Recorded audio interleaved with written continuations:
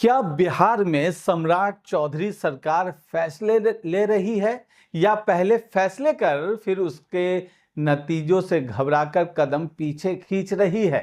सरकार के शुरुआती महीनों में जिस तरह कुछ फैसले वापस लेने पड़े, कुछ में बदलाव करना पड़ा और कुछ पर सफाई देनी पड़ी, उसने सरकार की साख और फैसले लेने की क्षमता दोनों पर सवाल खड़े कर दिए हैं। अब स्टूडेंट कार्ड के मामले में भी सरकार को अपना रुख बदलने की जरूरत पड़ गई। सवाल सीधा है, क्या सम्राट सरकार मजबूत फैसलों वाली सरकार है या लगातार यू टर्न लेने वाली? सम्राट चौधरी सरकार के शुरुआती महीनों ने एक ऐसा सवाल खड़ा कर दिया है जिस पर अब राजनीतिक गलियारों से लेकर आम लोगों तक चर्चा हो रही है।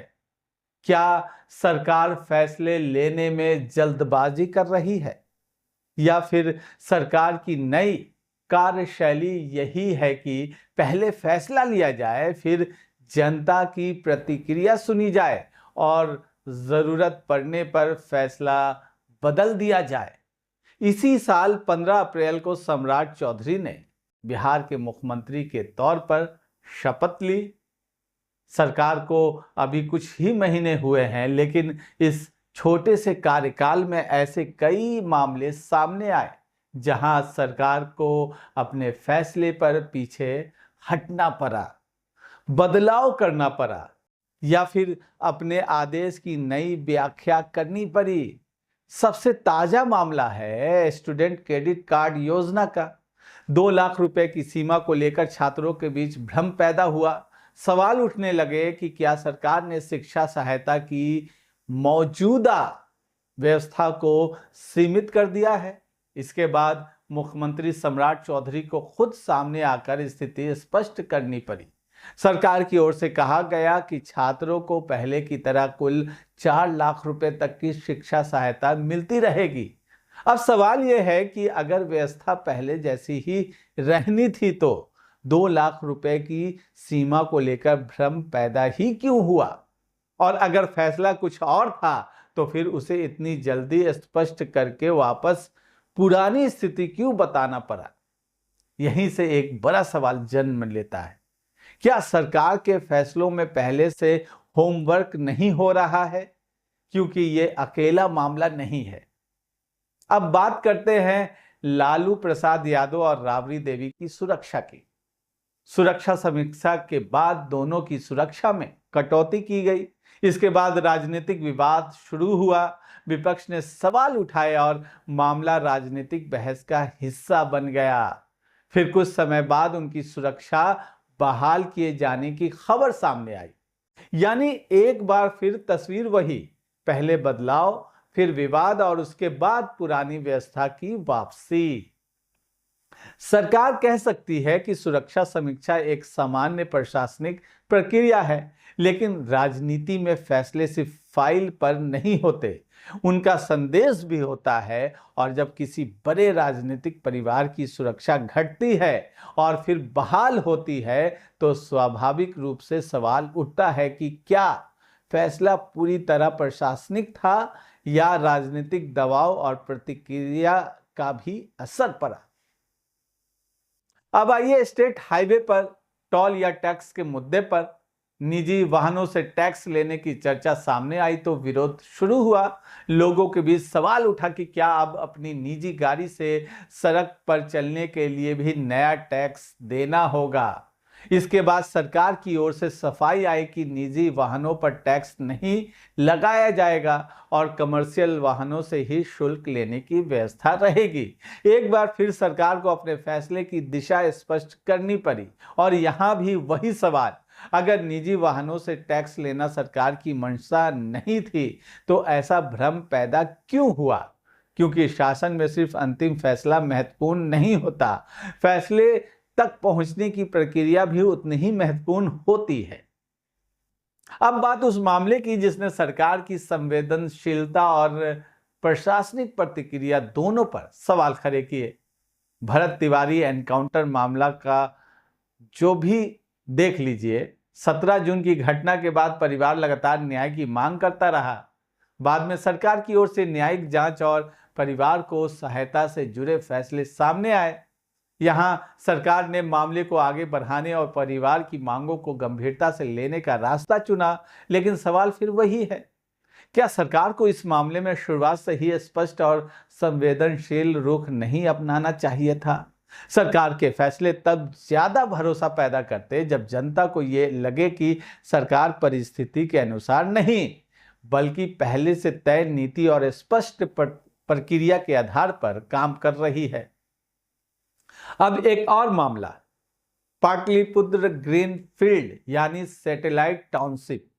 जमीन की खरीद बिक्री पर रोक लगाई गई, फिर बाद में इस रोक को हटाने की जानकारी सामने आई।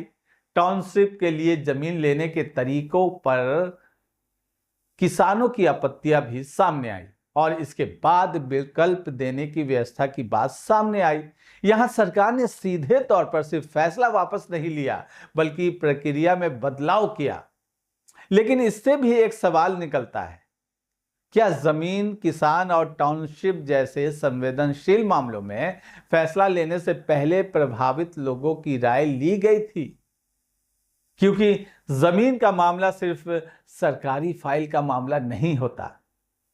यह किसान की जमीन है, परिवार की आजीविका है और कई बार उसकी पूरी जिंदगी की जमा पूंजी है।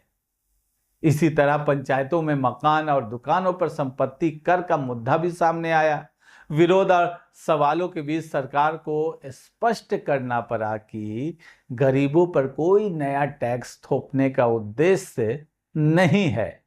यानी फिर एक फैसला या प्रस्ताव, फिर जनता के बीच सवाल, फिर सरकार की सफाई, और अब यहीं पर हमें पूरे घटनाक्रम को जोड़कर देखना होगा।